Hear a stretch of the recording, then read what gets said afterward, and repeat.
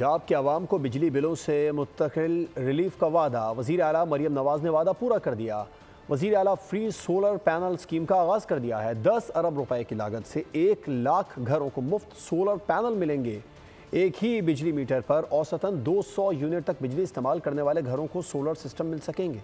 पंजाब के अवाम को बिजली के बिलों में मुस्तकिल रिलीफ का वादा पूरा होने के करीब। वजीर आला फ्री सोलर पैनल स्कीम का आगाज कर दिया गया। 10 अरब रुपए की लागत से 1 लाख घरों को 550 और 1100 वाट्स के मुफ्त सोलर पैनल मिलेंगे। एक ही बिजली मीटर पर औसतन 200 यूनिट तक बिजली इस्तेमाल करने वाले घरों को सोलर सिस्टम मिल सकेंगे। 200 यूनिट्स वाले सार्फिन को सोलर सिस्टम बजरिया कुरानदाजी मिलेंगे। मरियम नवाज का कहना है ज़राई ट्यूबवेल भी बतदरीज सोलर एनर्जी पर मुंतकिल किया जाएगा। तलबा को 1 लाख ई बाइक देने और ई बसें आने से रिवायती ट्रांसपोर्ट कल्चर तब्दील होगा।